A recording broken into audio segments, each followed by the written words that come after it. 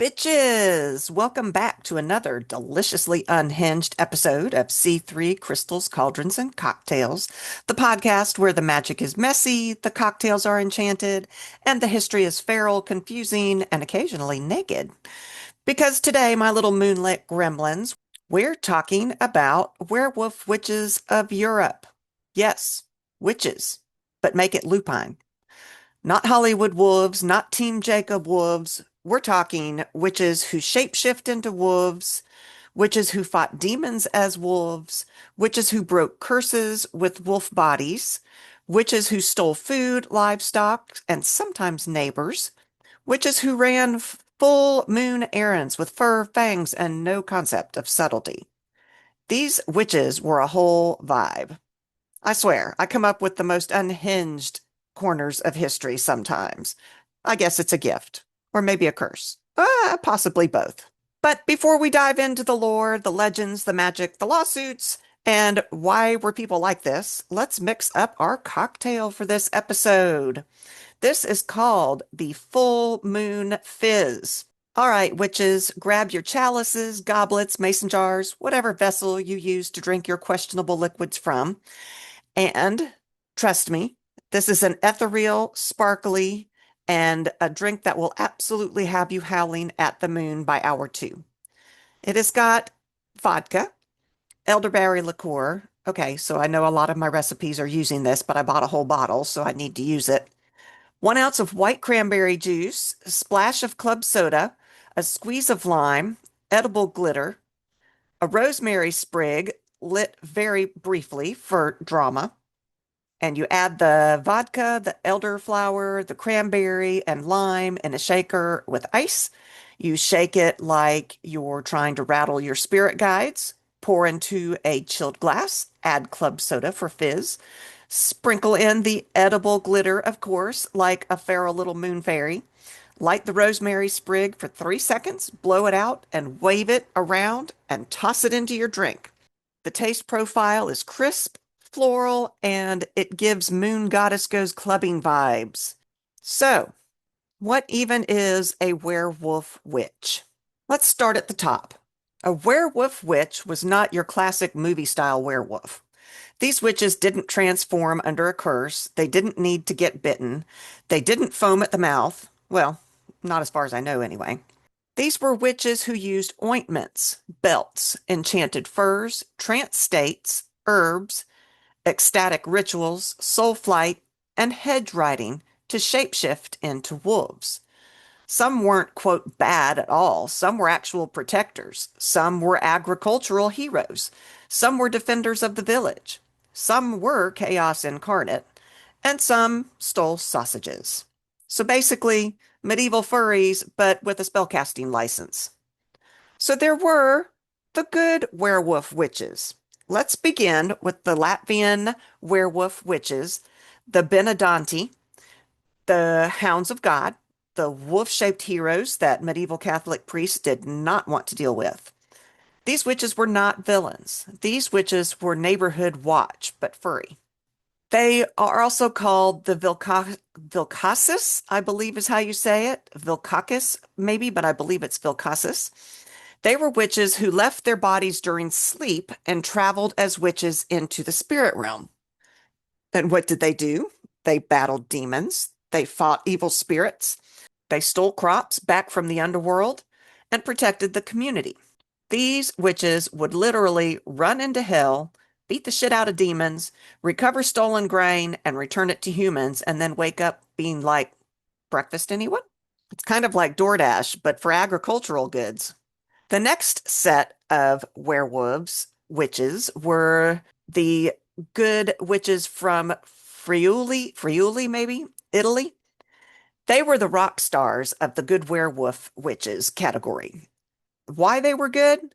They fought other harmful witches, demons, and evil spirits. They protected crops. They ensured the health of the village.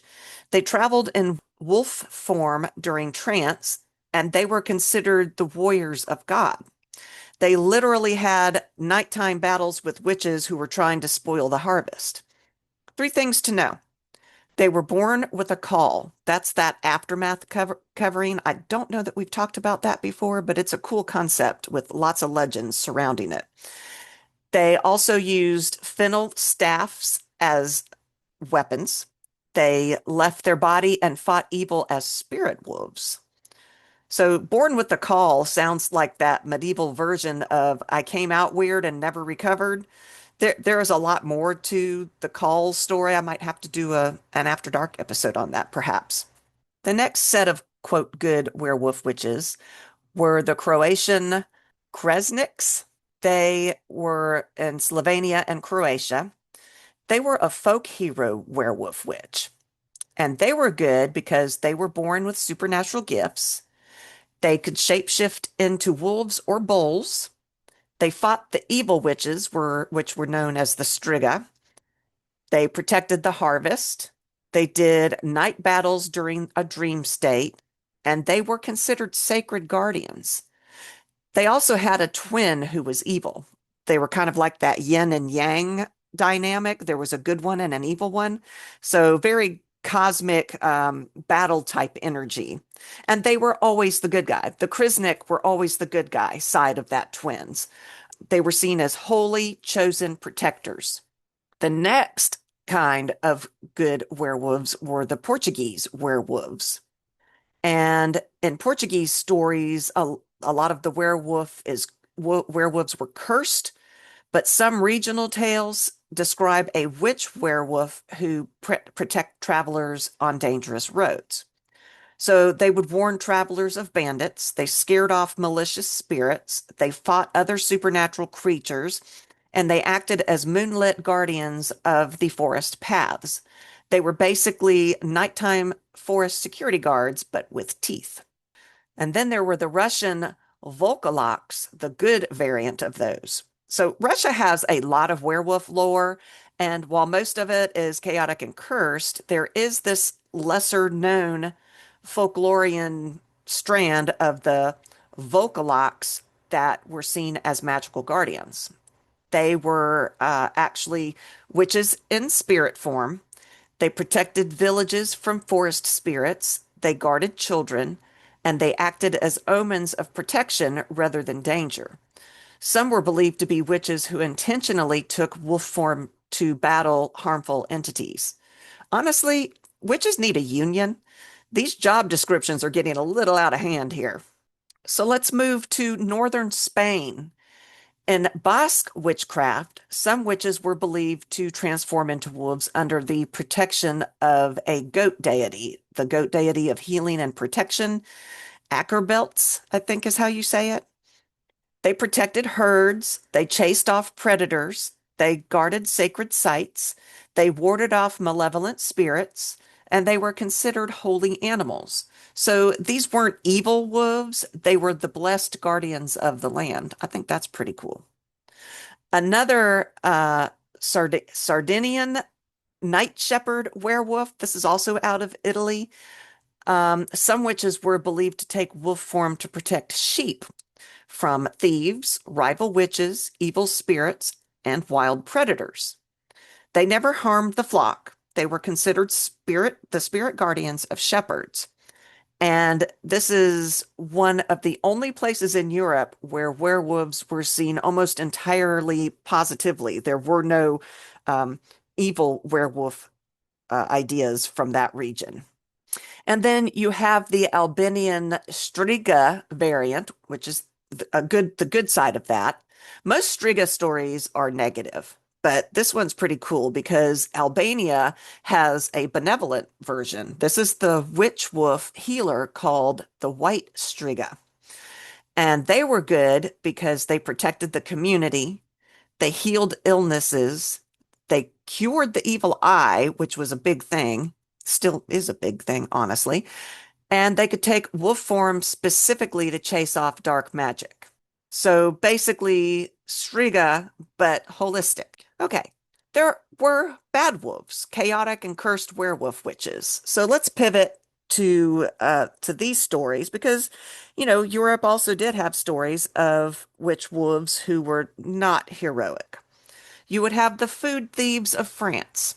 Some witches transformed into wolves to sneak into neighbors' houses and steal sausage, chicken, bread, ale, and the occasional ham. Imagine being a medieval farmer like, honey, the wolves have stolen our bacon again. You also had rival witches who fought as wolves. Werewolf witch fights were actually a thing. I'm sorry, but someone needs to make a movie out of that one. And then you also have the cursed ones. Some witches became wolves when they were cursed either by a rival, a priest, a pissed off saint, their own shadow self. That could definitely happen. A magical inheritance. Some had time limits, which wasn't as bad as, you're cursed forever and ever. Some required specific herbs to break the curse, and some needed a witch midwife to undo the magic. So honestly, it kind of sounds like medieval Europe was a messy D&D campaign.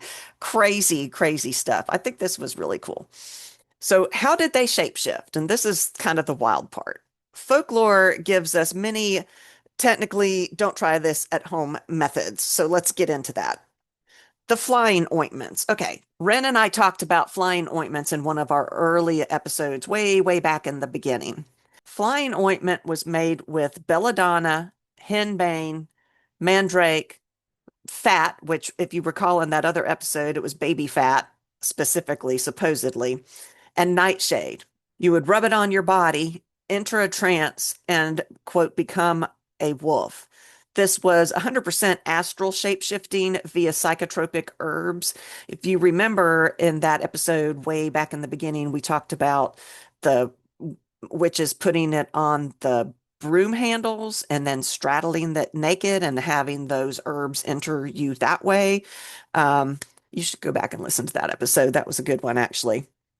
Okay, another way that they would shapeshift would be with wolf belts. Witches would put on this magical belt that was made of leather, wolf fur, iron, sometimes cursed metal, and they would become an instant wolf. You also had wolf skins.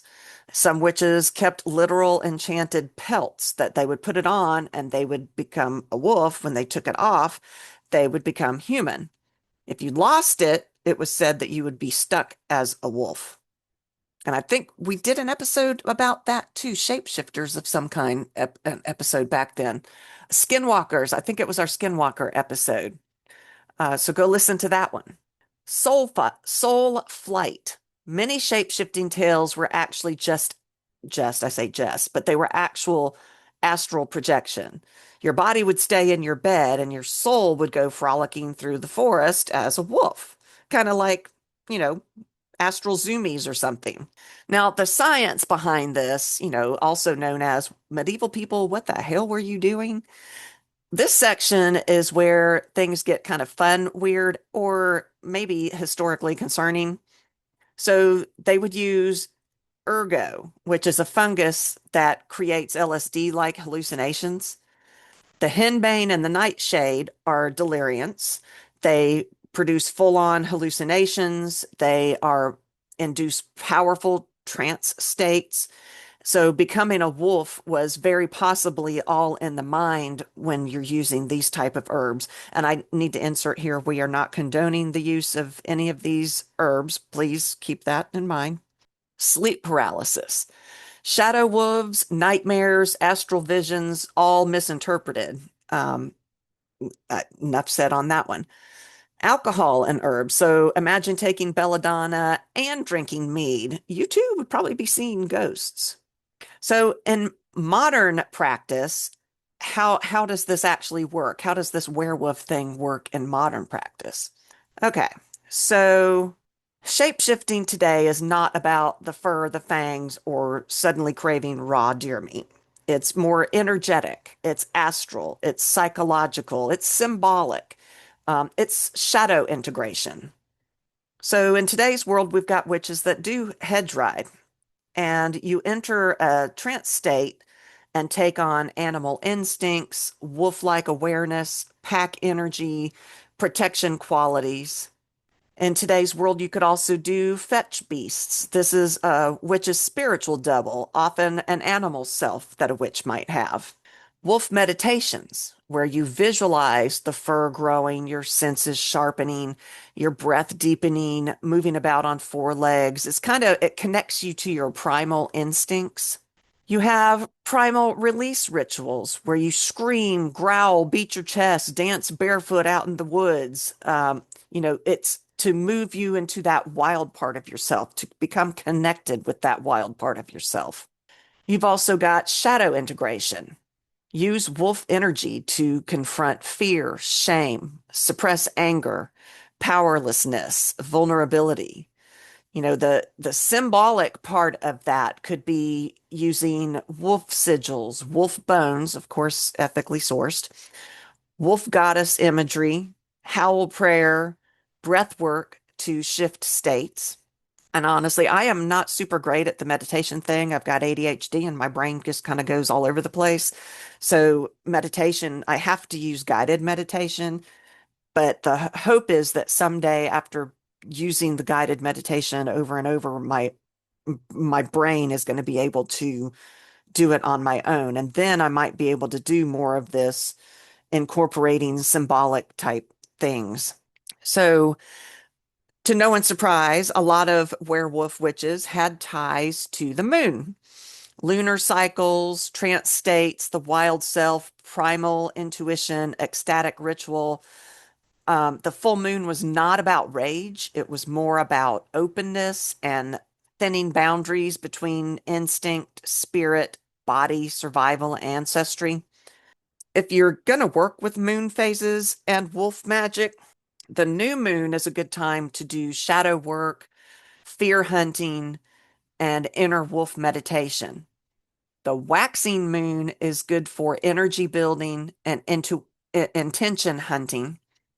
The full moon is great for release, power, and that primal transformation. And the waning moon is good for banishing and ending cycles. So, in today's werewolf magic world, you might use some different tools to help embrace this type of wolf energy in your magic. The crystals you might want to use are labradorite, obsidian, moonstone, obviously, black tourmaline. The herbs would be mugwort for astral, pine for clarity, wormwood for shadow, and rosemary for protection. Good tools to use for this type of magic are bells, drums, bones, antlers, fur, or rattles. Offerings you might use would be meat, possibly symbolically, not necessarily actual meat, but you could do actual meat. Bread, water, and moonlit herbs. The rituals you might do would be wolf circle dances, howling offerings, forest walks, night vigils, mirror shadow work. So that is all very vague. So, what are some actual ways that we can practice modern werewolf magic? So, you could do a lunar gate ritual, which is walking like a wolf under the moon. So it goes, what you do is you go outside at night, preferably sometime near the full moon, and you walk in a 4 count rhythm that mimics the cadence of a wolf stride. Step, step, glide, pause. This grounds you in instinct. It syncs your breath to your movement. It wakes up that primal intuition. It's witchcraft plus body work plus those whole werewolf vibes. So that would be an interesting way to incorporate it into our lives in the modern world. You can also do wolf vision, candle scrying. Instead of staring at the flame, scry around it, softening your gaze like an animal scanning for movement. Eventually, your surroundings are going to warp and shadow forms will appear. And this is tapping into your liminal perception, not your logical mind. And you're seeing like a wolf, sideways, peripherally, and instinct bound, instinct first, I guess. You can do a moonlit apology ritual. So write a letter to your feral instinctive self, the version of you that you've shoved down, made polite, made quiet, especially women in today's world. We are taught to do this, to be the quiet ones. Apologize to her. Promise to let her run sometimes. Burn that letter under the full moon and howl once to seal it. This one hits hard. I mean, it's you're acknowledging that in modern society, we're taught to bury that wild self. And this ritual is something that will help you embrace that wild self. You can also do bone drumming with kitchen tools. Goddess knows not everyone can have an ethical bone collection. I mean, it is very difficult. So this trick is chef's kiss. Use wooden spoons on the side of a cutting board to imitate the rhythmic clack of bones.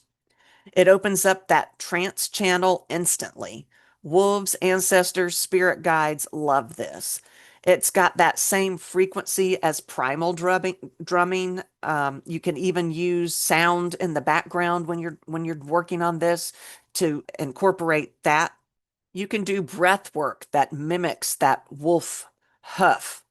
Wolves relieve stress by blowing air sharply through their nose, and you can do that too. So, three quick huffs, one long exhale. Repeat that 7 times. It clears your mind faster than meditation. It's witchy nervous system regulation. I love that one. That's something all of us can do without having to go, I don't want to go outside in the woods naked when it's cold, that kind of thing. The red thread hunt ritual. So write your goal on a tiny slip of paper. Tie it with a red thread. Hide it somewhere in your house and then hunt it. Let instinct guide you. Don't overthink. Follow sensation, intuition, sniff the path, whatever that means for you. When you find it, you've completed that manifestation cycle, setting your intention, tracking it, achieving it. It's pretty cool. This one is a fun one. The next one. Wolf Den Blanket Fort for meditation. Listen, this one sounds silly, but I think it's powerful. Make a blanket fort. Who doesn't love a blanket fort? Add fairy lights. Yes. Bring a crystal. Sit curled inside like you're in a wolf den. It's like womb energy meets primal safety.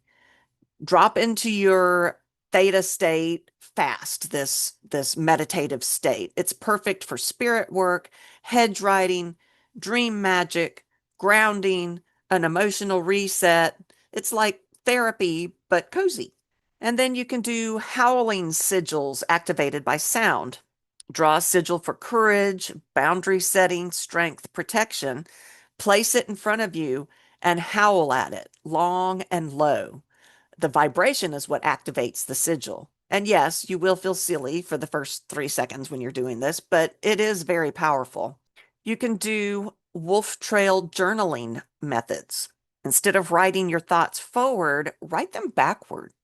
Like not reverse letters, but reverse direction. So start at the bottom of the page and write upward, or write right to left instead of left to right. It forces your brain into this non-linear mode, enhancing intuition and bypassing your logical filters that try to keep you logical and how society thinks we should be. It's very incredible for lunar work and inner wolf exploration. You can do blackout divination, a werewolf edition. Turn out every single light. Sit in the pitch dark with your eyes open. Let the room shape shift into shadows and silhouettes. Ask a question. Notice what shape in the dark pulls your attention. This is your spirit wolf answering. It's not scary. The dark is our friend. I love the darkness, honestly. You can do offerings for your wolf spirits that aren't meat because we're ethical and sometimes meat is not something that we can use. So try offerings like rosemary, pine cones, snow water is a good one, bone-shaped curved candles, smoky incense, salt, obsidian, whole oats for that whole wild spirit who protected the land. Wolves love symbolic offerings, not just literal ones, so these are all great ideas. You can do star hunting astral travel. If you can get yourself into a trance, which is not an easy thing to do, it's something we all have to work on. But imagine running as a wolf across cosmic terrain, over lunar dust, through constellations, across dark matter fields, into astral forests. This blend of wolf energy with cosmic witchcraft is really a potent combination. I think it's great. And of course, I think I've touched on it several times. You can do shadow work, but make it wolfy. So the wolf teaches us when to growl, when to retreat, when to hunt what we want, when to defend what's ours, when to stand alone, and when to protect our pack, and when to howl our truth. So you can do this with paper shadow release. Write down your fear and then burn it under the moon and howl. You could also use wolf energy to enforce no more, not today, not ever, that kind of thing, setting a wolf boundary. You can do primal self invocations, call forward that version of you who does not apologize, who knows instinctively, who trusts themselves, who hunts goals, who defends peace. You can do many meditations, short guided visualization of transforming into a wolf, feeling instinct sharpen, and returning with clarity.